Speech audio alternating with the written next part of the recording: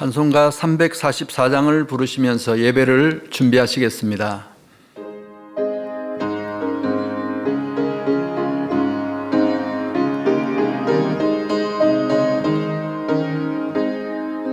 이 눈에 아무 증거 아니 되어도 믿음만을 가지고 선을 걸으며 이 귀에 아무 소리 아니 들려도 하나님의 약속 위에 서리라.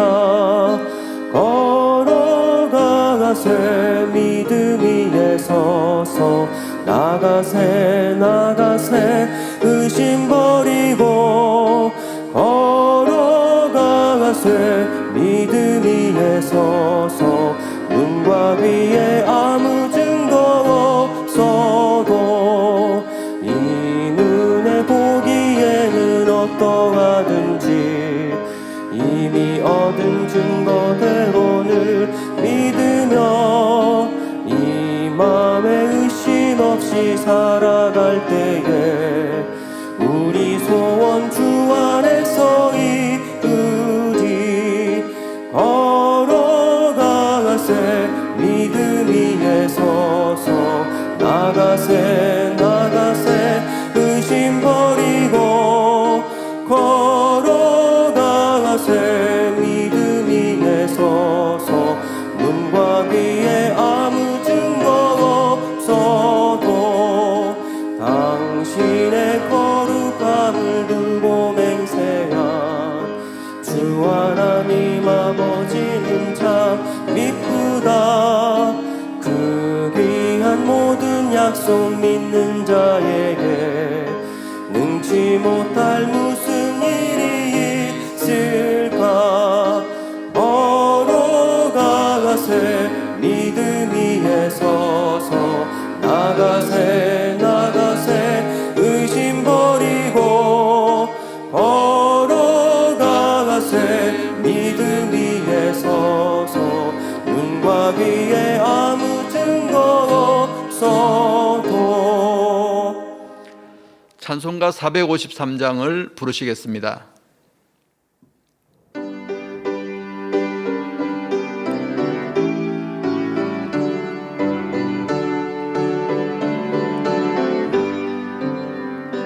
주는 나를 기르시는 목자요 나는 주님의 사랑하는 양. 푸른 풀밭 맑은 시내 물가로 나를 늘 인도하여 주신다. 주는 나의 좋은 목자 나는 그의 좋은 양. 저를 따라 꼴을 먹여주시니 내게 부족함 전혀 없어라. 예쁜 새들 노래하는 아침과 노을 비키는 고운 왕원에 사랑하는 나의 목자 음성이 나를 언제나 불러주신다. 주는 나의 좋은 목자 나는 그의 좋은 양. 저를 따라 꼴을 먹여주시니 내게 부족함 전혀 없어라. 못된 짐승 나를 잊지 못하고 거친 비바람 삼지 못하리. 나의 주님 강한 손을 펼치사 나를 주야로 지켜주신다. 주는 나의 좋은 목자 나는 그의 좋은 양. 저를 따라 꼴을 먹여주시니 내게 부족함 전혀 없어라.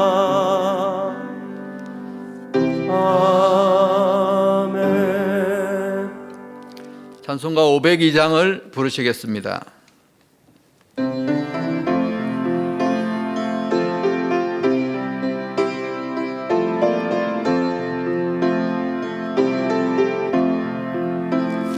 대산을 넘어 언복에 가도 빛 가운데로 걸어가면 주께서 항상 지키시기로 약속한 말씀 변치 않네.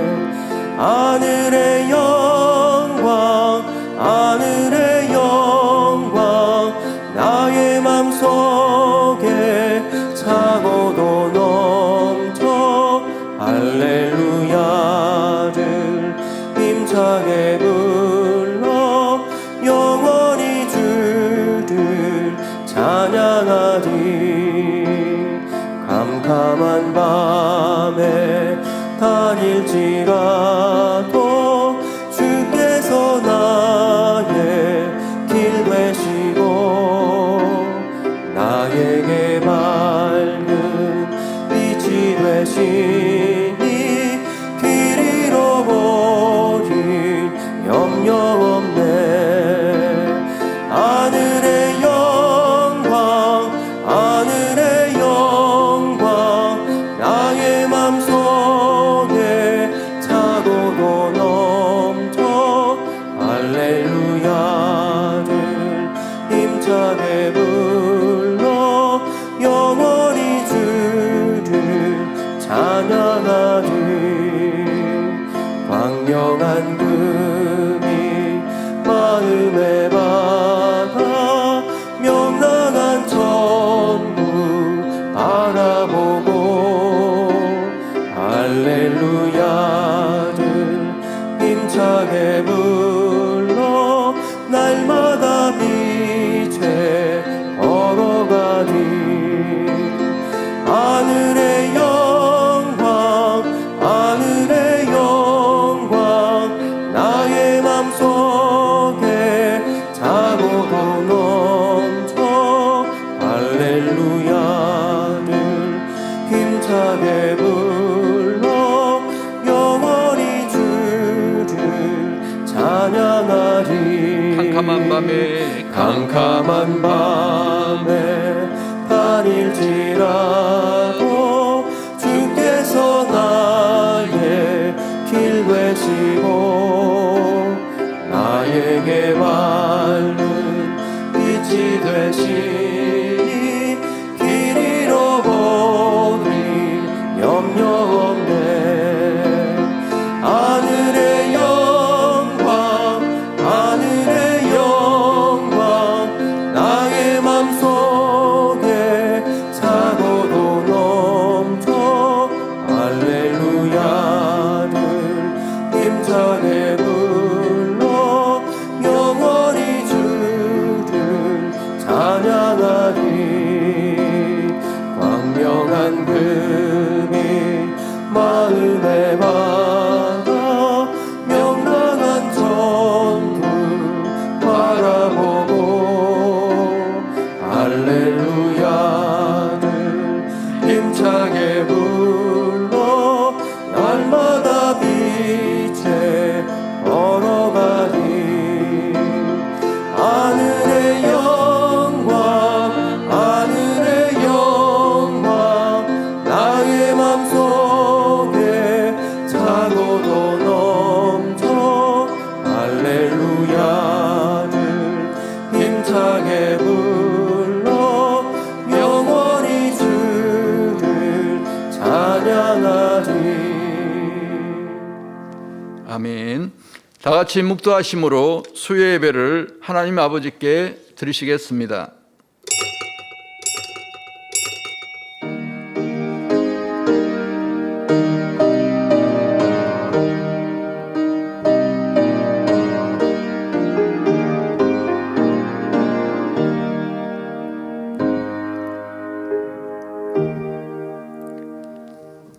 믿음은 바라는 것들의 실상이요 보지 못하는 것들의 증거니. 아멘. 찬송가 433장을 부르시겠습니다.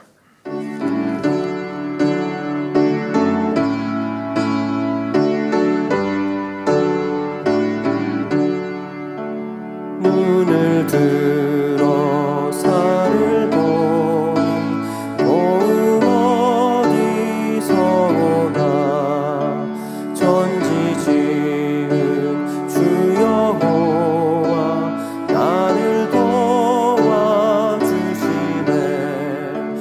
너의 발이 실족자한테 주가 깨어 지키며 택한 백성 항상 지켜 길이 보호하시네. 도우시는 하나님이 내게 그늘 되시니 낮의 해와 밤의 달이 너를 삼지 않겠네. 내게 화를 주지 않고 너를 너무하시며 너의 주님 지금부터 영영 인도하시리.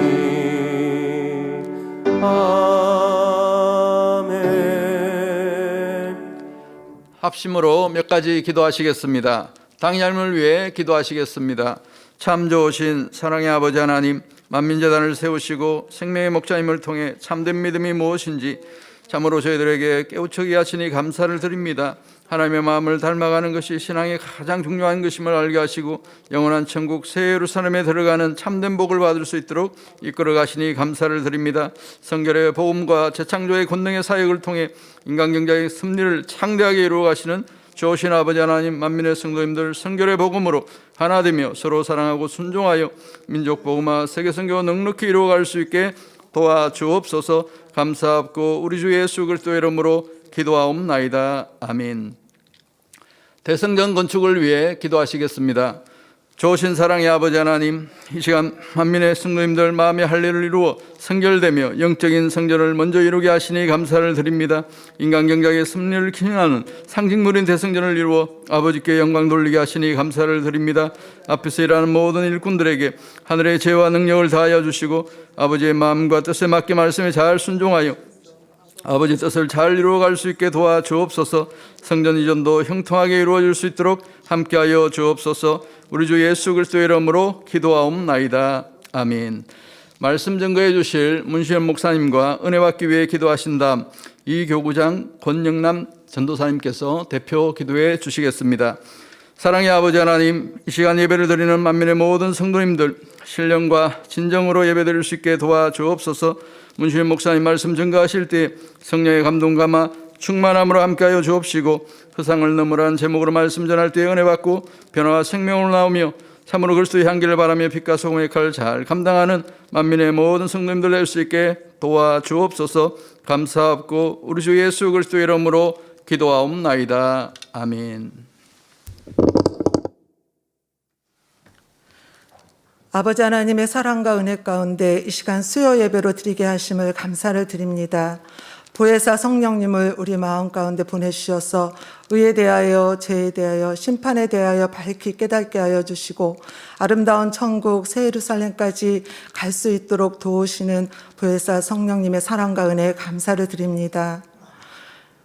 아버지 하나님, 올 한 해 동안은 사랑하는 목자님의 또한 생명의 말씀과 재창조의 권능을 통하여 만민의 성도들이 지킴받고 보호받으며 응답받고 축복받아 아버지 하나님께 마음껏 영광 돌릴 수 있도록 우리 아버지 하나님 목자의 사랑과 은혜 가운데 함께하여 주심을 너무나도 감사를 드립니다.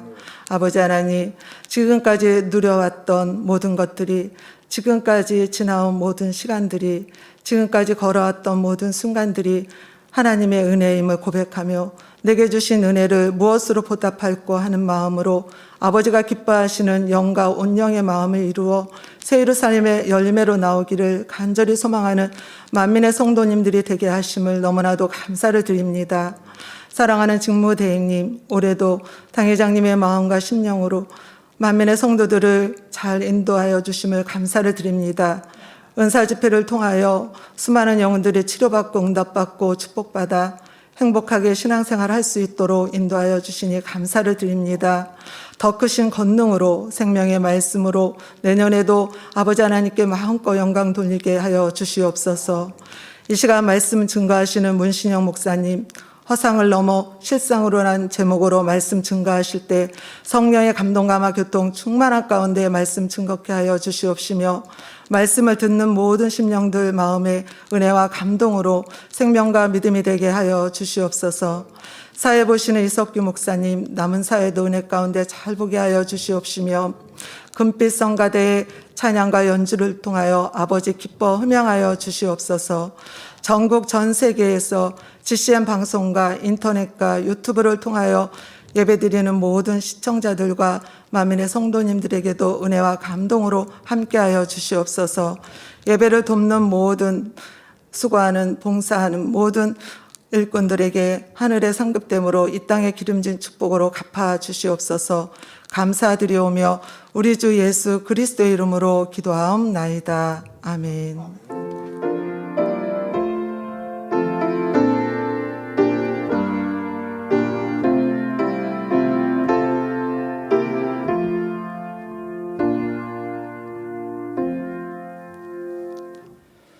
은혜 받으실 말씀은 창세기 25장 21절에서 26절입니다.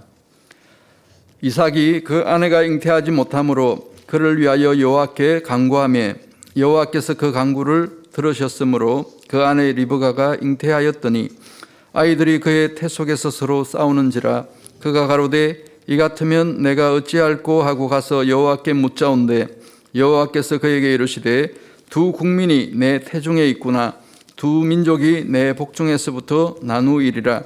이 족속이 저 족속보다 강하겠고 큰 자는 어린 자를 섬기리라 하셨더라. 그 해산 기한이 찬적 태에 쌍둥이가 있었는데 먼저 나온 자는 붉고 전신이 가득하다서 이름을 에스라 하였고 후에 나온 아우는 손으로 에서의 발꿈치를 잡았으므로 그 이름을 야곱이라 하였으며 리브가가 그들을 낳을 때에 이삭이 60세이었더라. 아멘.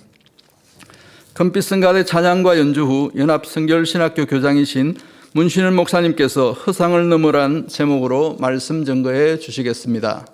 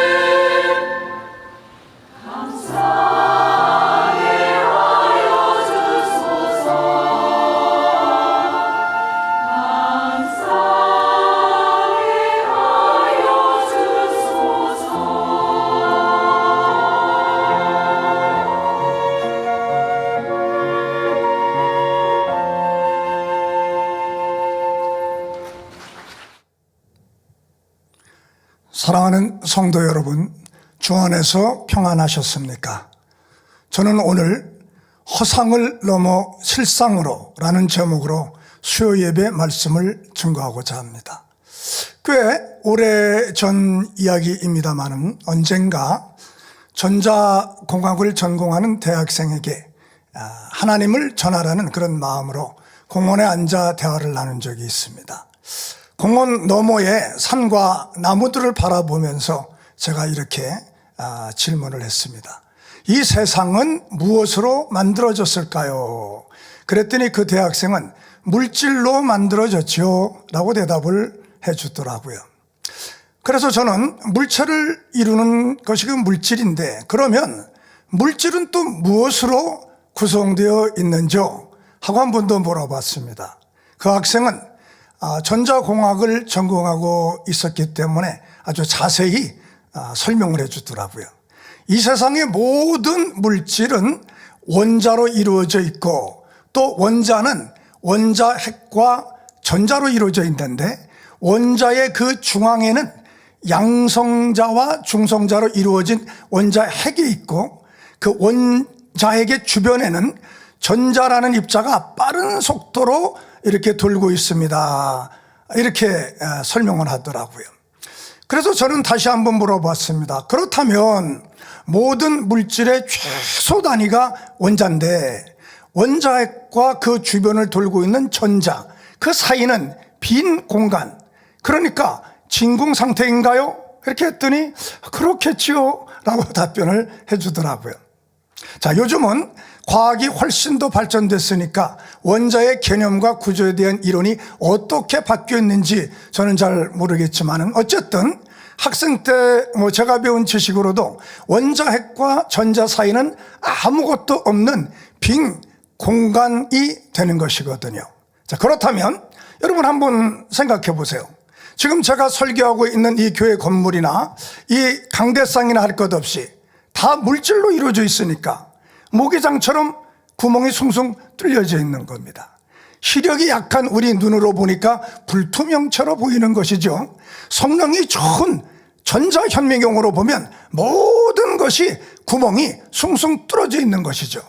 한마디로 허상이라는 말입니다. 예를 들어 아름다운 경치로 유명한 금강산, 설악산, 또 호주 시드니의 오페라 하우스, 미국의 그랜드 캐년을 포함해서 이 세상 모든 것이 전자현미경보다 더 밝은 하나님의 불꽃 같은 눈으로 보면 모두 허상인 겁니다. 그래서 전도서 1장 2절에는 해 아래에 있는 모든 것은 헛되고 헛되며 헛되고 헛되니 모든 것은 헛되도다 라고 하였고요. 고린도후서 4장 18절에는 우리의 돌아보는 것은 보이는 것이 아니요 보이지 않는 것이니 보이는 것은 잠깐이요 보이지 않는 것은 영원함이니라 라고 말씀했습니다. 여기서 보이는 것은 잠깐이라는 말은 눈에 보이는 육의 세계에 속한 것은 일시적인, 덧없는, 즉 허상이라는 말과 같은 뜻이고요. 눈에 보이지 않는 영의 세계에 속한 것은 반대로 영원한, 즉 사라지지 않고 변하지 않는 실상이 된다는 말입니다. 정리해보면 허상이란 육에 속한 모든 것들과 하나님이 없이 인간의 수고와 노력에 의해서 얻어지는 모든 것들이라고 말할 수 있다면, 실상은 영에 속한 것들과 영이신 하나님께로부터 주어진 하나님께서 축복해 주신 모든 것들이라고 정의를 내릴 수가 있을 것입니다. 오늘 본문 말씀에 보면 이삭의 아내 리브가가 쌍둥이를 낳습니다. 에서와 야곱이죠. 그런데 이 둘이 태중에 있을 때 본문 23절에서 하나님께서 이렇게 말씀합니다. 두 국민이 내 태중에 있구나. 두 민중이 내 복중에서부터 나누이리라. 이 족속이 저 족속보다 강하겠고 큰 자는 어린 자를 섬기리라. 이렇게 말씀합니다. 그러니까 하나님의 말씀은 동생 야곱이 형 에서보다 더 강해지고 더 부해지고 머리가 된다는 말씀입니다. 구약에서 가문을 잇는 사람은 장자입니다. 차남은 족보에 들어가지도 못하죠. 유산을 분배할 때도 장자가 2배 이상의 분깃을 받게 되고요. 가족의 지도자가 되었고 하나님께 드리는 제사도 장자가 주관하게 되어 있습니다. 모든 축복을 받을 수 있는 권한이 이 장자에게 있는 겁니다. 그런데 막상 태어나 보니 에서가 먼저 태어나 장자가 됐기 때문에 하나님께서 태중에서 주신 말씀과는 반대로 야곱이 형을 섬겨야 했고 형 에서가 야곱보다 더 부하고 더 강했습니다. 하나님의 말씀대로 사는 것이 실상이고 하나님이 축복하셨음에도 불구하고 그 말씀대로 축복을 누리지 못하고 있다면 그것은 헛된 삶, 즉 허상이라고 할 수 있는 겁니다. 오늘 저는 여러분과 함께 태중에서부터 축복의 약속은 받았으나 허상의 삶을 살고 있었던 야곱이 어떻게 하나님의 말씀에 주신 대로 장자의 축복을 받고 머리가 되고 부하게 되고 강해지는 실상의 삶을 살아갈 수 있게 되었는지를 당회장님의 창세기 강해에 나오는 야곱의 생애를 살펴보면서 저와 여러분들도 허상의 삶이 아닌 하나님이 부어주시는 영육간의 축복을 누리는 실상의 삶을 살아갈 수 있는지를 허상을 넘어 실상으로 이런 제목으로 말씀을 드리고자 합니다. 첫째로 허상을 넘어 실상의 삶을 살기 위해서 야곱은 말에 담겨 있는 영적인 법칙을 잘 활용했습니다. 창세기 25장 29절 이하를 보면 에서가 자신의 장자권을 야곱에게 파는 그런 이야기가 기록되어 있습니다. 들에 나가 사냥한 뒤 집에 돌아온 에서는 당장의 그 배고픔을 이기지 못하고 야곱이 쑤어놓은 팥죽 한 그릇에 장자권을 팔아버리고 말죠. 장자권을 서로 팔고 사는 거래 과정을 자세히 보니까 이렇게 되어 있습니다. 32절에서 에서가 말을 하죠. 내가 죽게 되었으니 이 장자의 명분이 내게 무엇이 유익하리요, 이렇게 말을 하니까 33절에 야곱이 형 에서에게 그런 맹세를 하세요, 이렇게 하니까 에서가 맹세하고 장자의 명분을 팔았다, 이렇게 기록되어 있습니다. 서로 말로만 한 겁니다. 뭐 각서를 쓰거나 뭐 증표를 건네주거나 영수증을 주고받은 일이 전혀 없습니다. 에서는 말에 대한 영적인 법칙에 대해 무지했기 때문에 쉽게 이런 말을 할 수 있었던 것이죠. 그러나 야곱은 영적인 법칙을 잘 알고 있었습니다. 말에 대한 영의 법칙이란 뭘까요?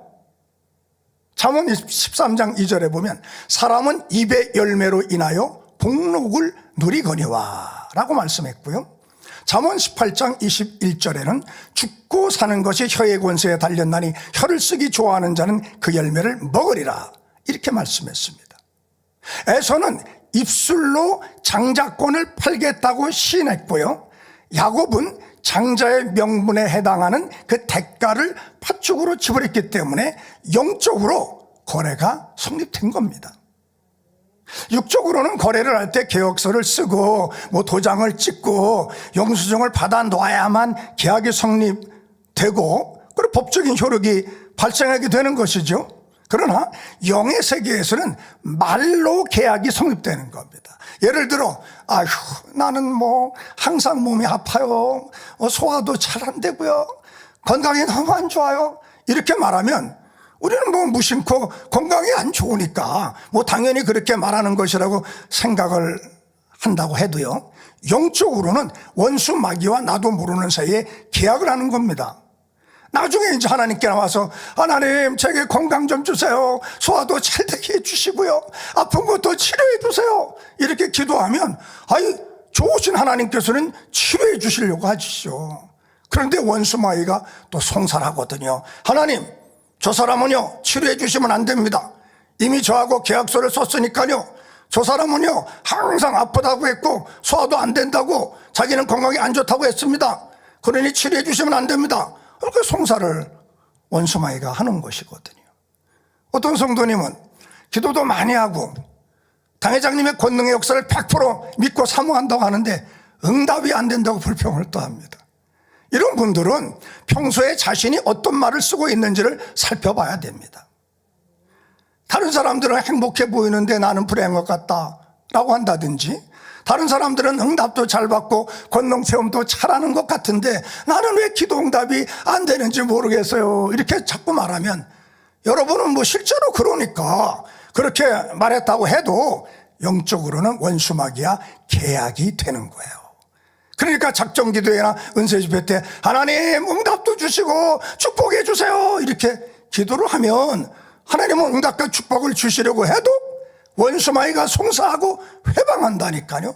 하나님 응답 주시면 안 됩니다. 저 사람은 이미 저하고 계약을 맺었습니다. 자기는 응답도 못 받고 권능 체험도 못 한다고요. 그러니 응답과 체험을 주시면 안 됩니다. 이래서 응답과 축복을 받지 못하는 겁니다. 예전에 어느 교구장님께 이런 말을 들은 적이 있어요. 신방을 하시는데 주차할 곳이 없어서 이것저것 찾아보다가 이제 겨우 한 곳에 빈자리를 이제 발견을 했습니다. 근데 어떤 분이 지키고 있더랍니다. 그래서 그분에게 다가가서 창문을 열고 차문을 열고 이렇게 얘기했대요. 아저씨 여기에 차 세우면 안 되죠? 그러니까 그분이 네, 안 됩니다. 안 돼요. 그래서 주차를 못하고 다른 자리를 또 찾으러 여기저기 다녔는데 찾지 못하고 아까 그 거절당했던 그 자리로 다시 돌아오게 됐답니다. 그래서 어떻게 할까 그러다 이번에는 다시 한번 차 문을 열고 이렇게 얘기했대요. 아저씨 여기에 주차해도 되지요?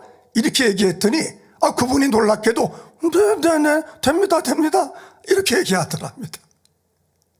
자, 그러니 우리 항상 믿음으로 나도 권능 체험할 수 있다, 나도 응답받을 수 있고 축복받을 수 있다, 이렇게 긍정적인 말을 하시고 나는 행복하다, 일이 잘 되고 있다, 모든 일이 합력하여 선을 이룬다, 이렇게 선한 말을 하고 창조적이고 건설적인 말을 해야 되는 겁니다. 간단한 말 한마디라 할지라도 자신도 모르는 사이에 영적으로 큰 손해가 될 수 있고 하나님과의 사이에 큰 담이 생길 수도 있는 겁니다.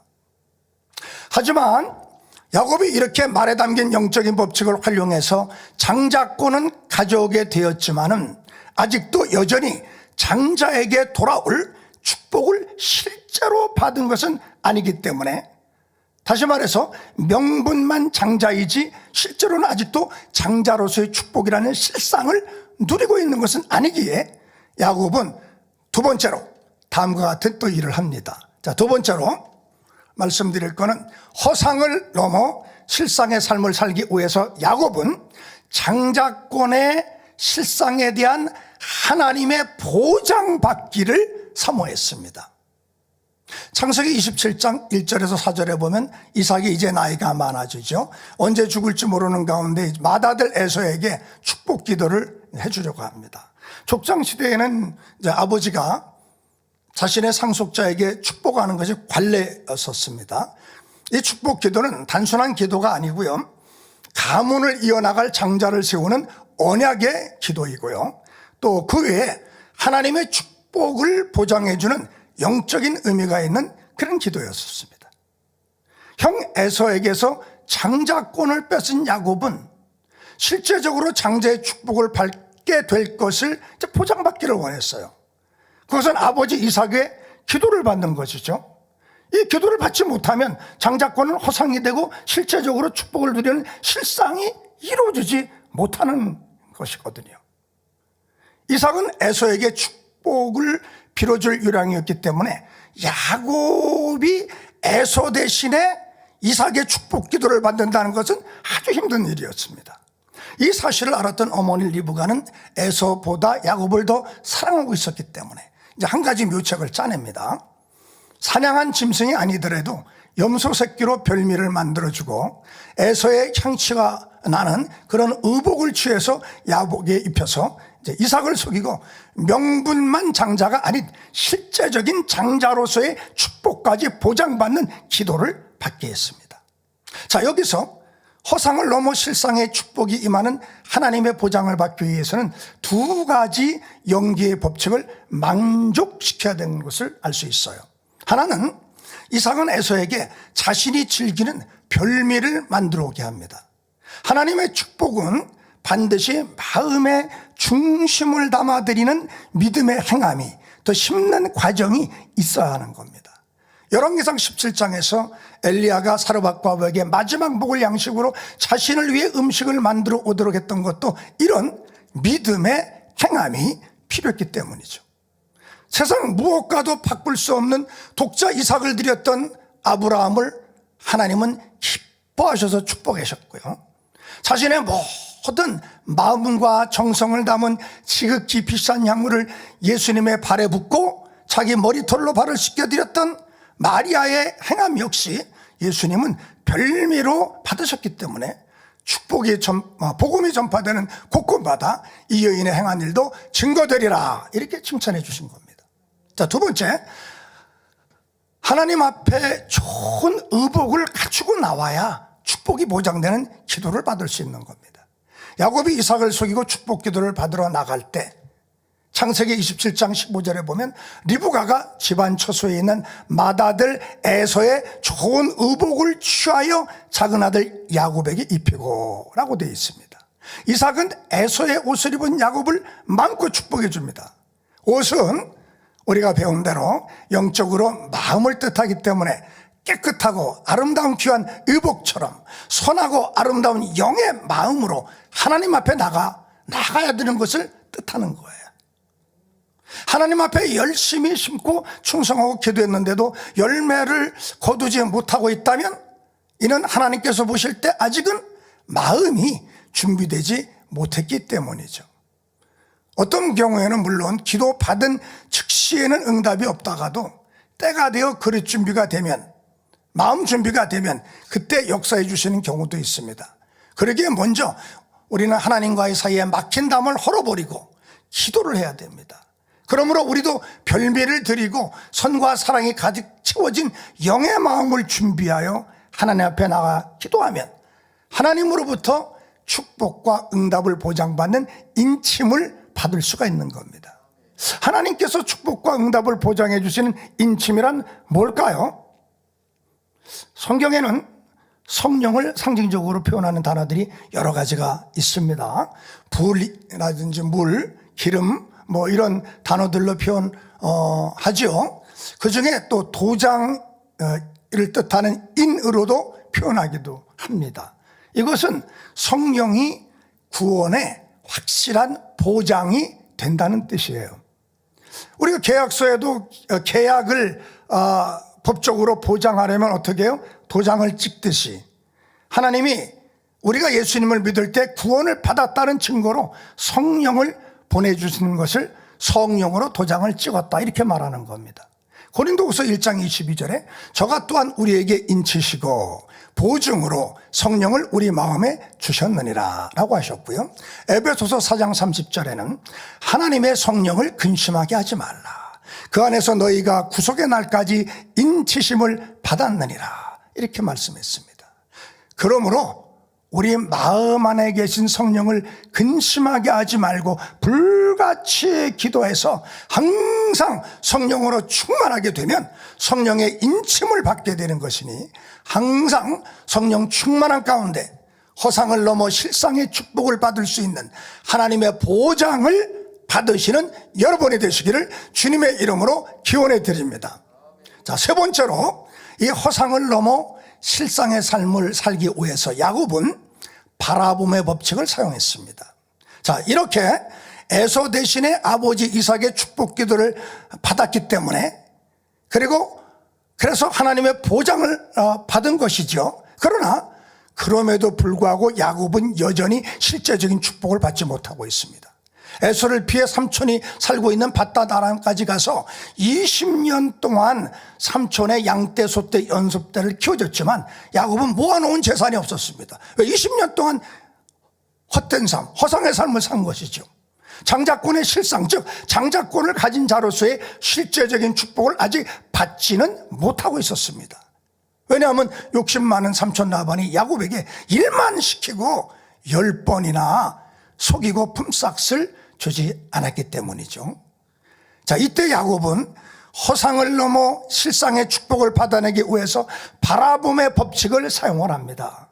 창세기 30장에 보면 야곱은 삼촌 라반에게 육적으로 보면 참 너무나 어리석은 제안을 합니다. 지금 있는 이 양과 염소들 중에서 점 있고 아롱진 무늬가 있고 검은 것들은 다 가려내고 흰 양과 흰 염소만 남겨서, 만약 여기서 아롱지고 점 있는 양과 염소가 생기면 이것들만 야곱이 자신의 소유로 하겠다고 그렇게 제안을 합니다. 참 조금이라도 목축의 경험이 있는 사람이 든다면 너무 이해가 되지 않는 어리석은 제안이었죠. 그렇지만 야곱은 이렇게 합니다. 그래서 야곱은 살구나무, 버드나무, 신풍나무에 이제 푸른 나무를 취해서 이제 껍질을 벗겨 또 흰무늬를 내고 양떼, 염소떼가 와서 먹는 그 개천에 물 그 위에 세워 놓습니다. 물을 먹으러 양떼, 염소떼가 올 때마다 무늬가 있는 가지를 바라보며 또 새끼를 베고 낳으니 얼룩얼룩한 것과 점에 있고 또 아롱진 새끼들을 많이 이렇게 낳게 됐던 겁니다. 전라도 여수시 변두리에 한 작은 마을, 중천 마을이라는 곳이 있다고 합니다. 아주 작은 마을이지만 이 마을이 그 세계적으로도 유명하죠. 기네스북에 등재가 되어 있다고 그래요. 그 이유를 보니까 쌍둥이 마을로 세계 최고 기록을 가지고 있다고 하는 거예요. 1989년 이제 기네스북에 오를 때 중천 마을의 가구 수가 75가구, 75가구 정도 살고 있었는데요. 그 75가구 중에서 35가구에서 쌍둥이가 태어났다는 거예요. 그 연구소에서 그 원인을 한번 조사해 봤답니다. 그러나 유전적 또 생물학적 요인이나 어떤 특별한 음식이나 기후가 또 특이한다든지 이런 아무런 원인을 밝혀내지 못했다고 합니다. 그런데 한 가지 유혈점이 있는데요. 그 중천마을은요, 남쪽, 북쪽, 서쪽 이 삼면이 다 산으로 이렇게 둘러싸여져 있다고 합니다. 앞이 트인 곳은 동쪽뿐이 없다고 해요. 그래서 마을 사람들이 그 마을 안에서 동쪽을 바라보면 그 트인 쪽이니까 그 앞쪽에 쌍봉산이 보인답니다. 왜 쌍봉산이냐면 두 개의 이렇게 봉우리가 있어서 쌍봉산이라고 불린다고 해요. 그러니까 주민들이 마을 안에서 탁 트인 동쪽 이렇게 눈을 들어 바라보면은 쌍봉산만 보이는 거예요. 바라봄의 법칙에 의해서 그래서 쌍둥이를 많이 낳았다는 그런 말이죠. 그런데 더 참 재밌는 일은요, 그 마을의 소들도요 쌍둥이를 많이 낳았대요. 소들도 물 한 모금 먹고 여물 한 번 먹고 음메하고 이렇게 고개를 들면 쌍둥상이 보이겠죠, 소 눈에도. 그래서 그런지 그 소들도 쌍둥이 새끼를 많이 낳았다고 그렇게 말이 있습니다. 참 바람의 법칙이 참 굉장하죠. 야곱도 그런 바람의 법칙을 쓴 거예요. 자, 그런데 사실 바라봄의 법칙이란 좀 더 정확하게 말씀드리자면 단순히 눈으로 어떤 대상을 바라보는 차원을 넘어서 마음에 품는 것까지를 의미하는 겁니다. 어릴 때 이제 어떤 인물을 존경하고 그를 마음에 품고 바라보느냐에 따라서 그 아이의 장래가 달라질 수도 있겠죠. 더욱이 신앙 안에서는요, 누구를 바라보며 마음에 품고 닮아가기 위해 노력하는 에 따라 신앙의 모습이 크게 달라질 수 있습니다. 히브리서 12장 2절에 믿음의 주여 또 온전케 하시는 이인 예수를 바라보자. 저는 그 앞에 있는 즐거움을 위하여 십자가를 참으사 부끄러움을 개의치 아니하시더니 하나님 보좌 우편에 앉으셨느니라. 또 히브리서 11장 1절에 믿음은 바라는 것들의 실상이요 보지 못하는 것들의 증거니라고 말씀했어요. 정녕 믿음의 눈으로 바라보았다면 그것은 반드시 실상으로 나타나게 된다는 말씀입니다. 성결되기 위해서, 영으로 들어가기 위해서도 무엇을 바라보느냐가 매우 중요합니다. 진리만 보고 진리만 들으며 진리만 말하라는 이유는 뭘까요? 이렇게 할 때 진리만 마음에 품고 가기 때문에 훨씬 신속히 영으로 들어갈 수 있기 때문입니다. 바라보고 듣는 것들은 결국 우리 마음 안에도 입력되기 때문이죠. 막달라 마리아의 환경은 참으로 좋지 않았죠. 우상 숭배가 아주 극심한 그런 가정 환경에서 태어났고요. 그렇게 자라고 가족들로부터 또 외면을 당했습니다. 남편을 비롯해서 주변 환경으로부터도 늘 악한 것들만 보고 듣고 대하며 그렇게 살아만 했었습니다. 그럼에도 막달라 마리아가 신속히 손을 이루어 나갈 수 있었던 까닭은 이런 것들을 액면기도로 받아들여서 남편 탓하고 부모 탓하고 환경 탓하고 남 탓하고 이렇게 한 게 아니라 도리어 그들의 입장에 서서 이해해 주려고 했고 모든 것을 자기 탓으로 돌리면서 누구 하나 원망하거나 환경을 불평하지도 않았습니다. 물론 이런 경우가 쉬운 것은 아니지만 막달라 마리아는 이처럼 악한 것이라도 선한 것으로 바꾸어 마음에 담아갔기 때문에 예수님을 만나 모든 문제를 해결받은 후에는 선한 향기를 마음껏 바랄 수가 있었던 겁니다. 이처럼 바라봄의 법칙이란 바라봄과 동시에 그것을 어떻게 마음에 담느냐가 중요합니다. 당회장님께서 영의 세계에 대해 많이 말씀해 주시고 권능으로 수많은 영의 현상들을 나타내 보이시는 이유가 무엇이겠습니까? 영의 세계를 사모하고 영의 것만을 바라보면서 오직 천국 소망 가운데 달려가도록 하기 위함 아니겠습니까? 사도 바울은 셋째 하늘의 낙원을 보고 왔던 그 한 번의 체험으로도 어떤 상황 어떤 환경에서도 낭망하지 않고 천국 소망 가운데 달려갈 수가 있었습니다. 이처럼 영의 세계를 바라보며 영의 것을 마음에 품고 있을 때만이 육의 세상을 이길 수 있고 육의 유혹을 물리치고 승리할 수가 있는 겁니다. 마음에 늘 천국을 소망하며 새 예루살렘을 품고 바라보며 달려가는 사람과 그렇지 않은 사람과는 신앙에 큰 차이가 날 수뿐이 없는 겁니다. 물론 입술로만 우리가 새 예루살렘을 외친다고 해서 새 예루살렘에 가는 것은 아니지만 정말 마음에 새 예루살렘을 소망하며 품고 바라보는 사람은 당연히 그 행함이나 생활 또한 새 예루살렘에 들어갈 만한 그런 모습으로 변화될 수 있지 않겠습니까? 나는 새 예루살렘 시민이다 이런 마음으로 매일매일을 살아가야 됩니다. 나는 새 예루살렘 시민인데 내가 이만한 일로 마음을 상해하거나 불편해하거나 하면 안 되지.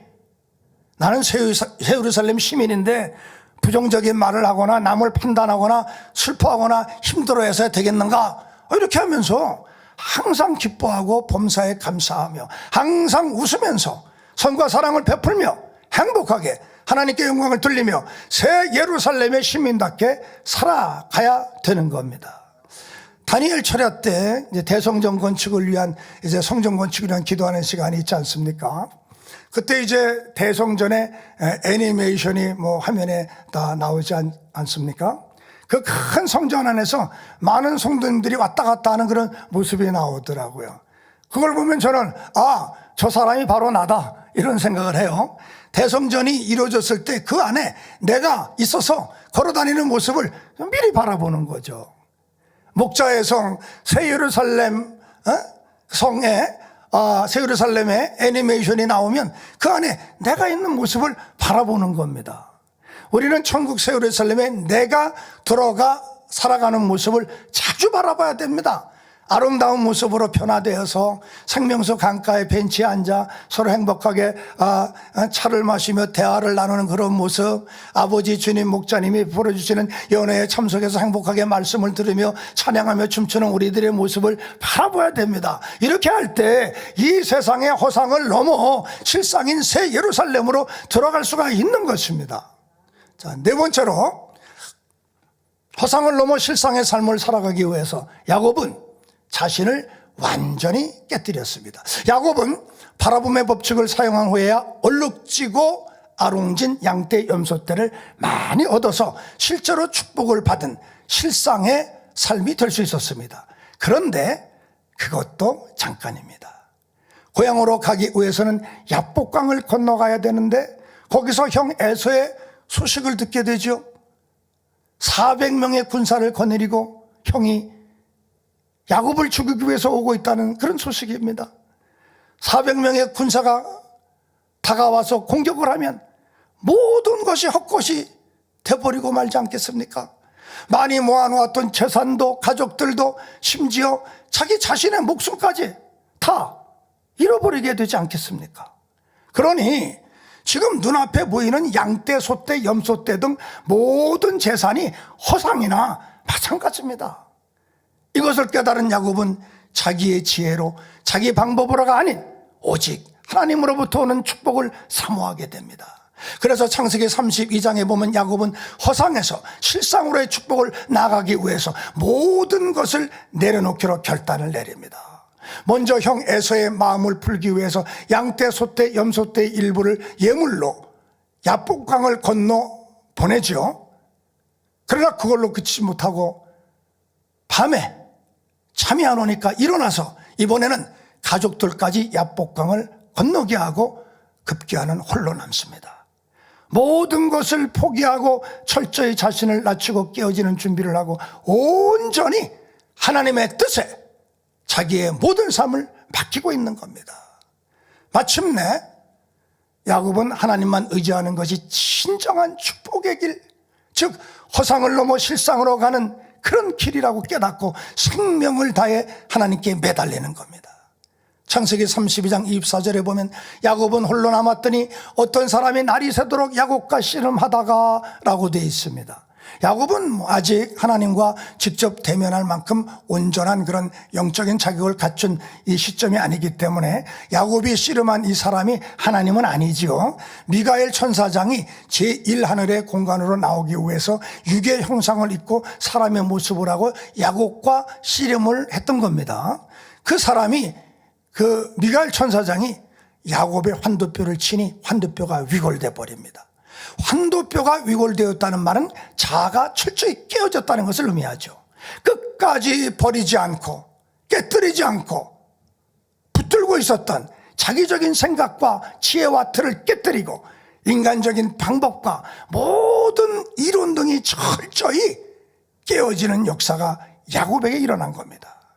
자존심도 자부심도 간교한 성품도 하나님 앞에서 다 깨어져 버리고 말았습니다. 그리고 야곱에게 이 순간은 육을 벗고 영으로 들어가는 순간인 동시에 바로 허상을 넘어 진정한 실상으로 들어가는 순간이기도 한 겁니다. 이제는 자기를 철저하게 내려놓으면서 하나님 앞에 자신은 아무것도 아니라는 것과 자신은 아무것도 할 수 없으며 오직 하나님만이 하실 수 있다는 것을 인정하게 되었던 겁니다. 하나님께서는 우리의 생각과 지식과 이론 것들을 철저히 깨뜨리기를 원하십니다. 그래야 한계가 없는 무한한 영의 세계로 들어갈 수가 있고 하나님 안에서 마음껏 축복도 받을 수가 있기 때문입니다. 야곱은 지금까지 장자의 축복권이 있었음에도 불구하고 허상의 삶을 살아왔는데 이제야 비로소 하나님께서 축복과 형통을 보장해 주시는 실상을 삶을 살게 된 겁니다. 형 에서와도 지난날의 미움과 갈등 관계를 다 풀고 화목하게 되었고 재산과 가족도 모두 지킬 수 있는 축복을 받게 되었고 명실공히 12지파의 조상이 될 수 있게 된 겁니다. 자, 결론을 말씀드립니다. 이 세상이나 이 세상에 있는 것들은 아무리 거창해 보이고 아름답게 보여도 하나님께서 개입하셔서 축복하신 것이 아니면 허상에 불과한 것이고 영의 세계나 또는 영에 속한 것 그리고 하나님이 축복해 주신 것만이 실상이 되는 겁니다. 지난 9월 초순에 힘남노라고 하는 그런 태풍이 우리 한반도에 불어닥쳤죠. 그때 경상남도 포항에 유독이 큰 피해가 있었다는 뉴스를 들었습니다. 포항에 있는 어느 아파트에 지하 주차장이 있었는데요. 그 주차장에 세우던 차들을 이제 지상으로 옮겨 놓으려고 주민들이 주차장에 들어갔다가 갑자기 막 물이 넘쳐 흘러 들어오는 바람에 한 7명인가 사망하는 그런 안타까운 사건이 있었지 않았습니까? 뉴스를 들어보니까 어머니와 중학생 아들이 같이 주차장에 들어갔다가요. 그만 아들만 죽고 어머니는 살아났다. 뭐 이런 비극적인 그런 뉴스가 있는 게 기억납니다. 저는 그 뉴스를 듣고 아마 하나님을 알지 못하는 사람들이겠지 그렇게 하면서 자, 하나님을 믿었으면 지킴받을 수 있었을 텐데 하고 매우 안타깝게 생각을 했었거든요. 자, 그런데 포항에 계시는 목사님께서 이제 동영상을 저에게 하나 보내주셨어요. 신앙에 관한 것이기 때문에 내용이 뭘까 하고 한번 열어봤죠. 다름 아닌 바로 그 포항 주차장에서 중학생 아들을 잃고요, 혼자 생명을 건진 그 어머니가 교회에서, 어느 교회에서 간증을 하는 그런 내용이었습니다. 저는 깜짝 놀랐습니다. 나름대로 신앙생활을 잘 하고 계시는 교회 여집사님이셨고, 죽은 아들은 어릴 때부터 장래 희망이 선교사라고 할 만큼 신앙에 열심이었는데 이런 사고를 당한 겁니다. 아니, 이렇게 나름 신실한 믿음 생활을 하는 가정이었는데 어찌 이런 비극을 맞았을까? 왜 하나님이 지켜주지 않았을까 하고 관심을 가지고요, 그 동영상을 끝까지 제가 봤습니다. 내용이 간단히 말씀드리면 이런 거예요. 갑자기 지하 주차장에 물이 밀려드는 바람에 생명의 위험을 느낀 주민들은, 그 안에 있던 주민들은 막 두려움에 울고 소리를 지르고 순식간에 합의교환이 됐다고 합니다. 그런데 이 어머니와 아들은 무서워하지 않았다고 그래요. 그 주차장 안에 물이 천장까지 막 차오르니까 그냥 급한 물살에 어머니와 그 아들이 손을 꼭 붙잡고 있었는데 손을 놓치게 되었었대요. 그 와중에 아들은 엄마, 그동안 나를 키워줘서 너무너무 고마워요. 천국에서 만나요, 엄마. 이러면서 손을 놓고 물살에 휩쓸리더라는 거예요. 어머니도 담담하게 그래, 우리 천국에서 만나자, 이렇게 말을 했었답니다. 더 이상 아들의 목소리도 들리지 않고 불어난 물에 불도 다 꺼져가지고 사방은 캄캄하고 아주 고요하더랍니다. 근데 얼떨결에 주차장 천장에 연결된 파프를 붙잡게 됐는데요, 그 위에 올라가 거기에 엎드려서 울면서 기도를 했다고 합니다. 하나님, 왜 아들을 데려가셨나요? 왜 저는 살려주시고 아들은 데려가셨나요? 왜요? 뭐 이렇게 울부짖으면서 기도를 드렸대요. 근데 갑자기 환상이 보이더랍니다. 아름다운 꽃들이 만발한 푸른 초원이 보이고 주님이 거기에 서 계시는데요, 아들이 신나게 주님을 향해 막 달려가더래요. 두 팔을 벌리고 계시는 주님의 품에 행복하게 안기는 그런 환상이더랍니다. 그리고 하나님 음성이 들리더래요. 정확히 말하면 성령의 음성이겠죠. 걱정 마라, 내 아들은 승리하여 천국에 들어왔단다. 내 아들에게는 하늘의 큰 상급이 주어질 것이다. 그리고 너는 아직 남아서 해야 될 일이 있기 때문에 살아있는 것이다. 가족을 복음화하고 많은 영혼들을 구원하는 일에 헌신해야 된다. 그래서 실제로는 한 14시간 동안 거기 갇혀 있었는데요, 이렇게 영적 체험을 하다 보니까 몇 시간밖에, 아주 짧게 그렇게 느껴졌다는 거예요. 그 아들 장례를 치르고 난 후에 불화했던 형제나 친척들이 다 허목하게 되었고, 아들의 학교 친구들이 우리도 교회 다니고 나중에 천국 가서 친구를 만날 거예요, 이렇게 하면서 그 다음 주에 교회에 등록을 다 했다고 그래요. 본인도 이제 아들이 확실하게 천국에 간 것을 믿게 되었으니까 아들을 잃은 그런 극심한 환난 속에서도 위로와 평화를 주시고 슬픔을 이기게 해주신 하나님께 감사를 드린다는 그런 간증 내용이었습니다. 그 당시 제가 들은 세상 뉴스에서는요, 태풍에 의해서 한 가정에 큰 비극이 몰아닥쳤고 병원에 입원해 있는 어머니에게는 아들이 죽었다고 차마 그 말을 전해주지 못할 정도로 그런 슬픈 비극적인 사고가 일어났다고 그렇게 보도하는 그런 뉴스를 들은 기억이 나거든요. 그런데 이 간증 동영상을 보니까 세상 뉴스하고는 반대로 태풍 속에서도 믿음으로 승리한 행복한 소식으로 가득 차 있어서 제가 은혜를 받은 거예요. 전 깨닫게 됐습니다. 하늘의 소망을 두고 믿음으로 살아가는 사람들에게는 같은 사건이라도 허상인 이 세상에서의 소식과 실상인 영의 세계에서 나오는 소식이 다르구나, 이렇게 말이죠. 하늘나라 낙원의 가장자리에는 대기장소가 있죠. 믿음으로 사시다가 먼저 하늘나라에 가신 성도님들이 부활의 때를 기다리고 있는 그런 장소잖아요. 거기에서도 천사들이나 아니면 소열이 높은 선지자님들이 이 땅의 소식을 거기에 계시는 성도들에게 알려주신다고 하죠. 그래서 저는 이렇게 한번 생각해 봤습니다.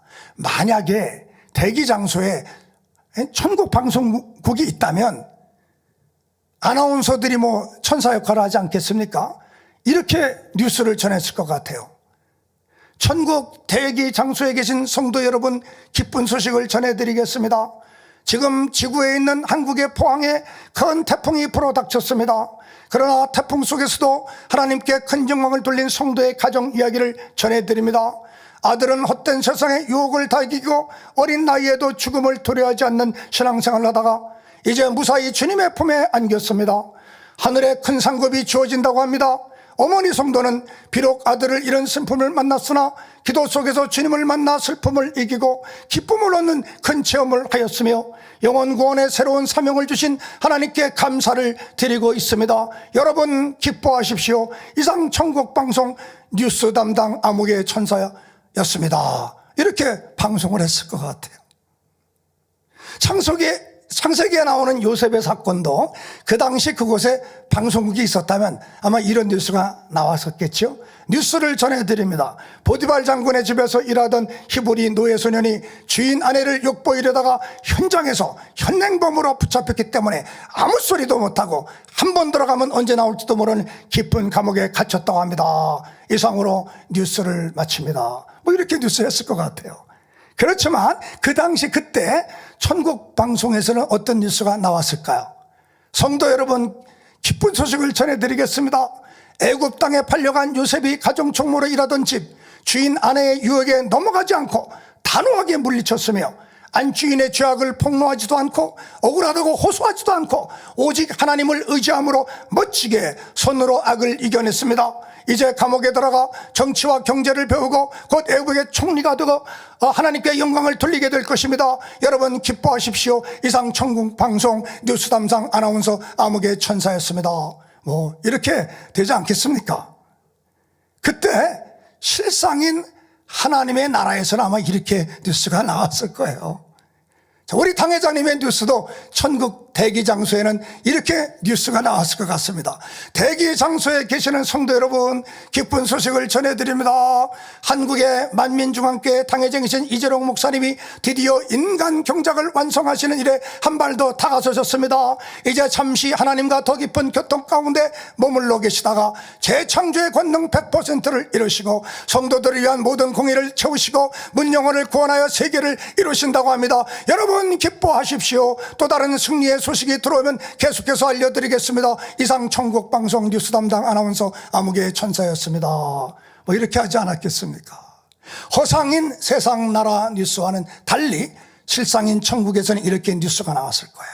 사랑하는 성도 여러분, 우리는 헛된 허상의 세계를 넘어서 하나님이 인정하시는 실상의 삶을 살아가야 되겠고 헛된 세상의 이야기가 아닌 실상인 영의 소식을 듣고 살아야 되겠습니다.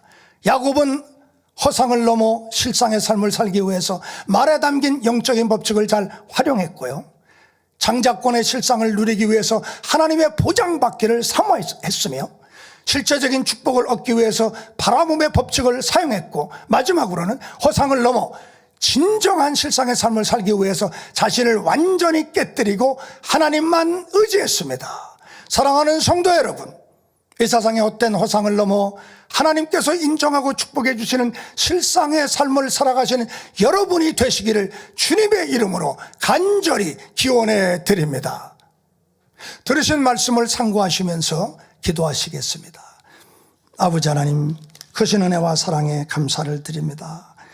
야곱은 허상을 넘어 실상의 삶을 살기 위해서 말의 영적인 법칙을 잘 활용을 했고 하나님의 보장받기를 위해서 기도를 받았으며 실제적인 축복을 위해서 바람이 없이 그리고 자신을 완전히 깨뜨렸습니다. 아버지 하나님, 우리들도 이 세상의 어떤 허상을 넘어 하나님께서 인정하고 축복하시는 실상의 삶을 살아가게 축복해 주옵소서. 감사를 드리며 우리 주 예수 그리스도의 이름으로 기도하옵나이다. 아멘. 만민찬양 94장 믿음으로 걸어온 길 2를 부르시면서 준비하신 헌금을 들으시겠습니다.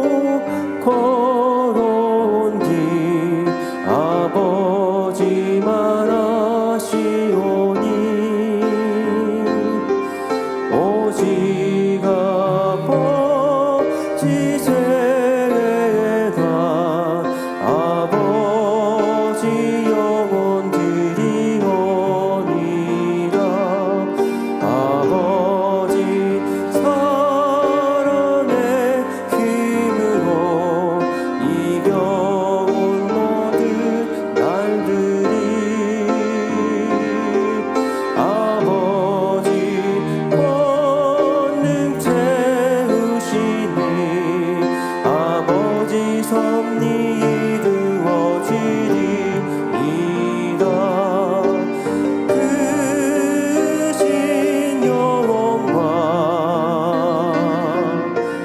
크신 사랑아 아버지 사랑의 표현 주께 영광 돌리세. 들으시는 금을 위해 목사님께서 기도해 주시겠습니다. 아버지 하나님 10의 1조 드립니다. 감사 예물, 생일 감사 예물, 여러모로 감사 예물을 드립니다. 구제 선교 찬조로 성전 건축 헌금, 출시엔 방송 헌금으로 드립니다. 작정했던 예물도 드립니다. 친히 안수하여 누르고 흔들어 넘치도록 축복하시며 마음의 소원 간구와 기도에 응답해 주시기를 원합니다. 가정 일터 사업터를 지켜주시고 축복해 주셔서 더 10의 1조가 불어나며 감사의 조건이 넘치는 축복 주옵소서. 행한 대로 심은 대로 30배 60배 100배 이상으로 축복해 주시길 원합니다. 주여 감사합니다. 우리 주 예수 그리스도의 이름으로 기도하옵나이다. 아멘. 주기도문 하심으로 수요 예배를 마치겠습니다. 하늘에 계신 우리 아버지여, 이름이 거룩히 여김을 받으시오며 나라의 마옵시며 뜻이 하늘에서 이룬 것 같이 땅에서도 이루어지이다. 오늘날 우리에게 일용할 양식을 주옵시고 우리가 우리에게 죄 지은 자를 사하여 준 것 같이 우리 죄를 사하여 주옵시고 우리를 시험에 들게 하지 마옵시고 다만 악에서 구하옵소서. 나라와 권세와 영광이 아버지께 영원히 있사옵나이다. 아멘.